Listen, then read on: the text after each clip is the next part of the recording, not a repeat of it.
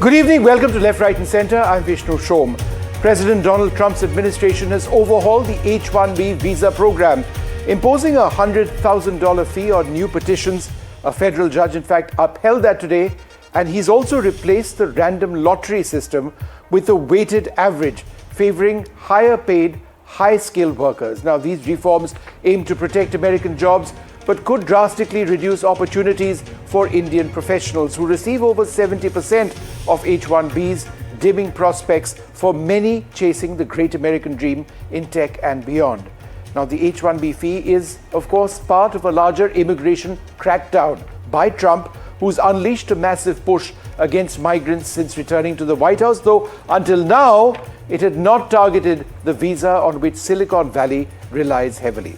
So what we thought we would do is actually, before we introduce our guests, explain what the old system was and explain what's changing now. And the big question, what is the impact likely to be on the dreams of Indians wanting to live in America? Well, the H-1B visa program has an annual cap of 85,000 visas, that's 65,000 regular visas and 20,000 for advanced degree holders. Now that's far exceeded by demand. There's much more demand, which has resulted in an existing random lottery for selection. That's going to go away, as I'll explain. Now, Indian nationals receive over 70% of H-1B visas annually, primarily in tech and engineering fields. This makes them the largest beneficiary group. Employers register electronically in March, and if selected in the lottery, they file full petitions for approval. Again, remember, filing a petition from now onwards will cost $100,000 each, but we'll come to that in a moment. But as part of the old system, the existing one, until the changes kick in, approved petitions allow beneficiaries who are often already in the US on other visas or new entrants to work for up to 6 years with paths to green cards. Green cards eventually result in a right to remain. Now, visa stamping for entry and re-entry presently typically requires interviews at American consulates in India, though delays and enhanced vetting, such as social media-linked interviews, are currently causing rescheduling right into 2026. So what's changed? Well, Donald Trump's proposed changes to the H-1B lottery system. What's it all about? The Trump administration is ending the random lottery and replacing it with a weighted selection, a weighed selection process that prioritizes higher paid and higher skilled applicants. Higher wage levels will receive multiple entries in the selection pool. This significantly increases chances for senior or high salary roles. Now, this shift aims to favor top-tier talent and reduce opportunities for entry-level or lower-paid positions, which critics say will disproportionately impact younger Indian professionals. The change is part of a broader reform to prevent perceived abuse and protect American workers by focusing on merit and compensation. That's what the new changes will do. Does this essentially mean that the great American dream for any Indians or many Indians who want to live over there is essentially fading away? So we've got our panelists with us. Let's introduce them. I'm joined by Professor Richard Painter, also by Sudhanshu Kaushik, Executive Director of the North Indian Association or North American Association of Indian Students, Puneet Ahluwalia and Kripa Upadhyay. Thank you all very much for being with us. I thought an interesting way of actually doing this was to roll out a couple of basic questions. And therefore, Kripa Upadhyay, as an immigration lawyer, let's take a look at the first question that we'll be looking at on this program. And that first question is this. Let's have the graphic up. How does the new wage-weighed lottery, which has multiple entries for higher wage levels, reduce selection chances for entry-level Indian IT officials? In your opinion, is that what's going to take place? Yes, but it's not just the IT field that I'm concerned about, right? A large number of foreign medical graduates also come from India. A large number of foreign medical graduates in the United States that are working on H-1Bs work in areas that have a historic underrepresentation of medical services. These are designated health professional shortage areas. And some of those work at nonprofits, some of those work at community hospitals. So it's not just folks in IT that are going to be impacted. This impacts life sciences, it impacts research institutions, it certainly impacts startups, right? But it impacts people across the board with skills that the US needs And I understand the justification that has been put forward, right? There have been instances where unscrupulous people might have taken advantage of it, but I don't know that taking quite a broad stroke and dismantling the system is the answer that we need right now. Okay. Sudhanshu Kaushik, as the Executive Director of the North American Association of Indian Students, will the shift to prioritizing higher paid roles disproportionately, in your opinion, affect Indian applicants who historically dominate approvals but often start at lower wage levels? Absolutely, without a doubt. I think the pathway from F1 to H-1B has been slowly and steadily dismantled. And it's shocking, Vishnu, we've talked about this many times, of a system that purely benefited the United States of America and American citizens by introducing, students and the talents that they come with to the American education system, leading them to work opportunities and being able to, dedicate their time, their intellect into building the United States has been disrupted by so many different, legislations, executive orders. This specifically will impact, fresh graduates. There's no way that they can compete with the certain wage levels, even if they try to find opportunities in rural America. Even with those sort of requirements, there's just not that much capacity and willingness to be able to pay, first-time hires getting into the industry with the amount that it would require. That necessarily, just want to be, very, very specific. It's not that it completely disbars you from entering. It's just the chances of you actually being selected is substantially much less than ever before. And I think that, there have been calls to reform the system, both by students and young professionals who've been going through it for a very long period of time. Are these the necessary changes that we were asking for? That's disputable. Some very concentrated, very well-funded startups and big tech would be okay with this. But a lot of the other, even smaller tech, but also other industries, just like how Ms. Madhya was saying, are basically going to effectively not be able to take use of all this talent that comes into the United States through India, is able to, give so much money to the United States economy. And now they have to go back if they won't be selected. Kripa Upadhyay, another quick question. What minimum salary thresholds are effectively needed for Indian graduates from American master's programs to remain competitive under the advanced degree exemption? Because as I understand it, it's these individuals fresh out of a master's program who would typically enter at a lower salary threshold who would be maximum impacted. Would that be right? That is the allegation, yes. And this level one wage thing that has, that this administration has brought up again, the allegation is that a lot of tech companies, and I think they're targeting primarily the labor for hire tech companies, are hiring employees at 60,000, whereas they should be at a higher level wage, right? That came up during Trump's the Trump 1.0, as I call it, the first half of the first period of the Trump presidency. Since then, wages have obviously increased just because of the cost of living. Mm-hmm. I don't know any applications that I have filed in the last several years that have a starting wage of 60,000, particularly if they are in high-tech areas like Seattle and San Francisco, which is where majority of the tech talent is based anyway. Right? I mean, you have pockets in Texas, but most tech salaries start at 100,000 or more. And that is for fresh graduates as well. So, Puneet Ahluwalia, this is obviously being done as part of a larger scheme to crack down on migration. But I think the point that's been made, and would certainly be made by many Indian professionals looking to live in America, is that they're exceptionally qualified. They contribute massively to the American economy. Silicon Valley is obviously an area where they've excelled, but there are multiple areas where they do well and contribute to being perhaps the most affluent financially, or among the most affluent financially, minority groups in the US. Therefore, why target the Indian community as part of this overall trend?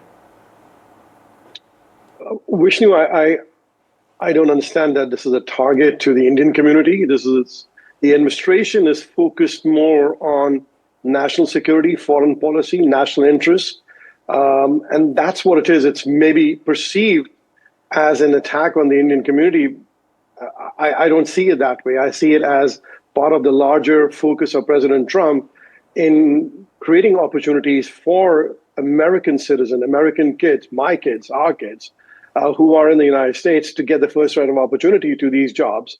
So I don't think that there is a certain target towards India. But more importantly, yes, the 70% of the Indians are the beneficiary of this H-1B visas, and rightfully so, because they work very hard and they're brilliant, smart young boys and girls. But at the same time, I think the focus is not to attack India or Indian Americans or Indians in the United States. But again, there's the more important focuses, as he's done, on creating manufacturing in the United States, bringing back jobs in the United States, at the same time creating opportunities for our US citizens first. And it's America First focus of this administration, and this has been going on, and that was the platform he ran on. Professor Painter, based on what a judge has actually ruled now, it does appear that the lottery system is likely to be legal, and the $100,000 mark is likely to be legal as well. But from a larger standpoint, is this really in America's economic interest? I don't think so. We need to grow our economy, and our economy has been quite healthy for a long time. But that's because we are open to immigrants who have provided very useful skills at all levels of our economy, not just the people who are very highly paid. The United States, for over 400 years, has been a country. In America, we've had immigrants who have grown this country and built this country. The first immigrants coming from England, and then immigrants afterwards from all over the world.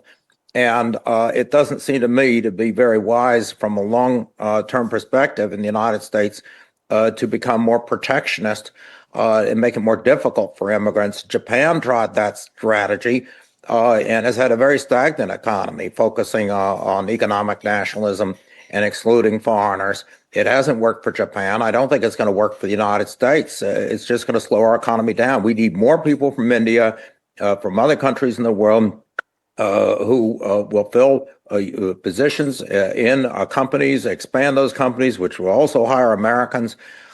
This is where economic growth comes from. And the trouble on our college campuses isn't coming from immigrants from India, of all places. And indeed, a lot of it is generated by professors who are American citizens who, are encouraging left-wing activism and the rest of it. We need people who want to come over to this country and work.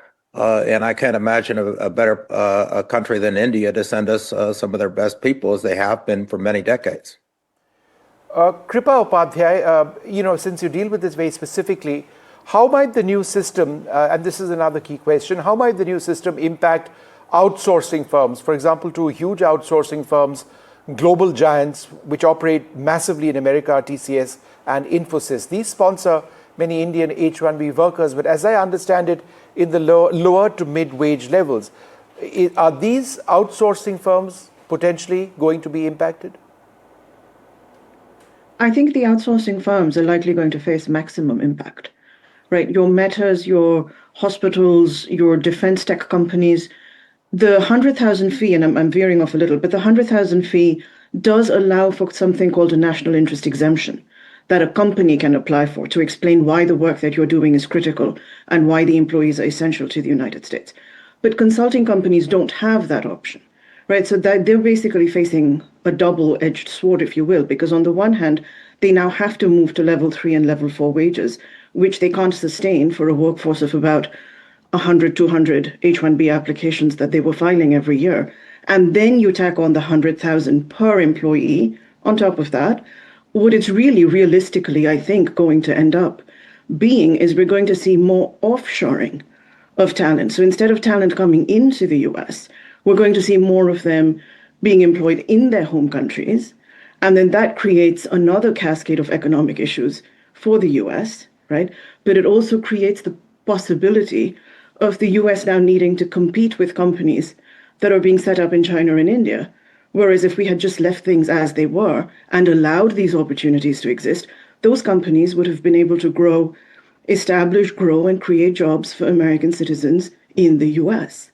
I think this is in the long term, a self-inflicted wound that we're going to have to deal with. Puneet, respond to that. I think Kripa makes an important point that by denying the presence of talent in America means that America will have to compete with the same talent, albeit one that's been set up in other countries. I disagree with that. I think we have brilliant young kids coming out of our universities, and these are kids who should be getting the opportunities. I've seen in the first case, it's harder for American kids, including Indian American kids, getting jobs because the H-1B business had kind of bottlenecked the opportunities for American citizens. And that's one of the reasons, as the lady lawyer said, that there have people who have abused the system, and that was the abuse that was going on. So I think President Trump and his team is really focused on making sure that the American kids and the American opportunity is in first. At the same time, the ones who we are bringing into the United States, how do they act? How do they add to the United States economy? At the same time, how do they help the employer? So I think it's not a self-inflicted wound. Just like we had to get rid of all the illegal immigrants, people who were working illegally, I want to make sure, and I want the folks in India to understand, it's very important, we're not anti-immigrants. We want immigrants to come to the United States, but through the right channels. At the same time, we want to bring the best of the best on merit-based. At the same time, not just merit, but the exceptional ones who are going to add to the United States economy. At the same time, they're not a threat to our national security and our foreign policy, which at the same time, we've seen these young kids, which again, who get the visa, it's a privilege to come to the United States, but they take advantage of that. It's important that you're here to study, focus, and be part of the American dream, assimilate into the mainstream Americans. And that's what we have to see, how this calibrates, how it comes out. But I feel it's the right direction. America first is the focus. At the same time, opportunity for American kids is the first focus here. Sudhanshu Kaushik, is this likely to be another move or another step that will, at the inception, see fewer Indian students coming to America to study? Because on the one hand, it's difficult to get a student visa because of massive delays. There's this entire vetting of people, their social media accounts, etc., etc. And then if the ultimate goal, which is not just to get a degree, but to hope to work in America, becomes almost impossible for most, do you believe that there's going to be a knock-on effect starting at the level of colleges and universities? I do, but before I answer that, I want to just talk about the few inaccuracies that Mr. Ahluwalia said, and I think that are really important to acknowledge. First of all, I do not think that some person from South Delhi studying fashion tech in Parsons has anything to do with national security of the United States. We need to acknowledge that there are a lot of students who are trying to just gain some experience. They're contributing to the economy. They're doing lots of positive things. They work for a year or 2 years or 3 years, and then they go back home. Conflating this with the national security is just injustice to national security policies in the United States, but also expecting way too much out of the South Delhi person who's come to study there. Now, and the other things I have to acknowledge, though, is that President Trump has actually been pretty optimistic and positive Indian origin legal migrants that have done really, really well. I have to hand it there. But does that say the same for the larger Republican ecosystem? Absolutely not. We have sat down and discussed this multiple times, that the amount of hatred that has increased online and offline, that has led to hate crimes, that has led to physical violence against Indians in the past 6 to 7 years has been astronomical. And that is what I think is unfortunate about this system of legislation and executive orders that have come out, is that it seems to target, not directly, but definitely indirectly, people of Indian origin. And I think that's really important. And by the way, conservative think tanks, Cato, Heritage, have come out to say that the specific work medium demographic that Indian Americans in the tech and non-tech space that use H-1B are not directly impacting American citizens and its workforce, meaning that they're not taking necessarily directly the jobs of what American citizens, and depending on Indian Americans or not, but wouldn't naturally take. And that's not me saying it. That's conservative think tanks that are saying it. So I think that we got to give American citizens more of a benefit of a doubt, be more optimistic that they don't necessarily need to be competing. And at the end of the day, what are we talking about? 60 to 80,000 jobs overall? I mean, this is not in direct competition with these American citizens. There are different interests, there are different expertise, there are different skill sets.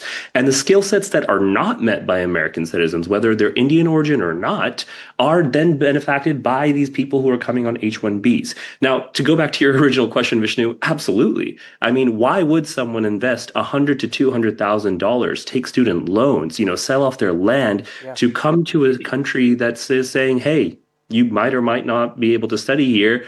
If you do, if you're able to get the visas on time, you have to go pack your bags. I mean, they're trying to get rid of the OPT as well, that you're offered for 1 year off your F1 visa as well. So you can see it in the percentage drop rates, and this is not necessarily political at this point, because you've seen geopolitics kind of, turning up and down the curve of student enrollment over the years.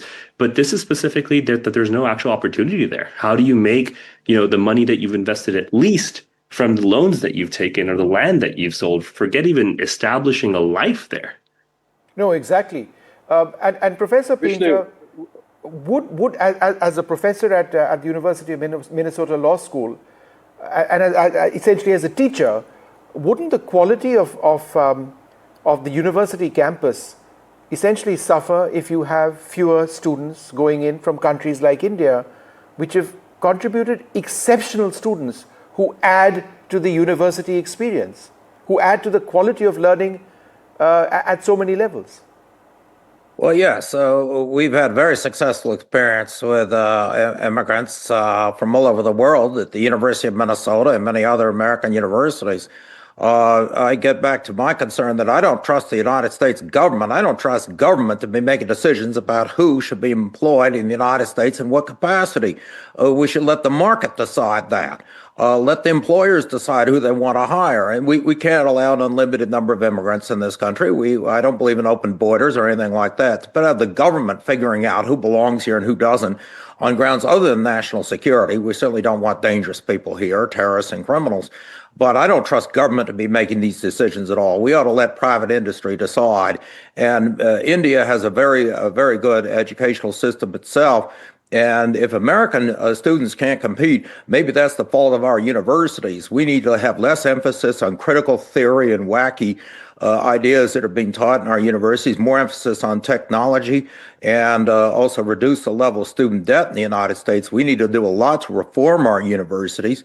And if students are coming over here from India at age 22, 24, 25, with better training than the American students, that's our fault. That's the fault of the academics in the American universities. We need to fix our educational system so our graduates are competitive in the workforce. But having government make these decisions to decide who belongs here and who doesn't, that's exactly the type of nonsense that doesn't grow our economy at all. And all these jobs will just move offshore because the companies will just set up shop in India or somewhere else in the world where they can get the talent they want. You can't force companies to hire students coming out of American universities if our universities aren't preparing those students. That needs to be our focus at the University of Minnesota and our other universities, preparing students for the workforce, American citizens, and also the students who come here from abroad. Kripa Upadhyay, one final question, just very briefly. Will the wage-based weighing accelerate or delay green card backlogs for Indians? Because as I understand it, the per-country caps remain unchanged. So, I mean, if you look ahead at green cards, is this step going to impact that as well? Yes, I mean, and again, there are structural issues, right? The immigration system has, an EB2 perm visa, which is, bachelor's degree plus 5 years of work experience. If you're born in India, at this point in time, you're looking at something like a 30-year wait before there is a green card available to you. And going back to what we were just discussing, I think it's not a policy that is directed towards, anti-India sentiment, but that is, I fear, the end result, because you've got also, there are structural issues, right? There is a dearth of talent in engineering colleges in the US. We're not producing enough graduates with these skills. And yes, there's been a concerted effort the last couple of years for STEM programming in high schools in order to create that pathway. But that pathway takes time. Mm-hmm. You don't do this via presidential fiat, Right. So you've got that issue of the pipeline not being there. Now you're forcing jobs out. You've already got a situation where there's now a reverse brain drain, if you will. Yep. I'm canceling more and more people, both from India and China, who are deciding to just go back home. Yeah, no, it is. Right. It is a concern. You know, a lot of students, a lot of parents who would actually think about sending their kids abroad, particularly to the US. I mean, just speaking to friends and others, are thinking many times over. I mean, this is a fact. I mean, there's no two ways about it. Look, I'd like to thank all of you very much for being with us. The India-US relationship is fundamental. It is primary among two democracies. But this is something, the people-to-people link, which is so important. It bedrocks the entire relationship. And in as much as we talk about strategy and defense and economy, if this is something that's being impacted, then perhaps this needs to be looked at very closely indeed. For the moment, from all of us here, good night.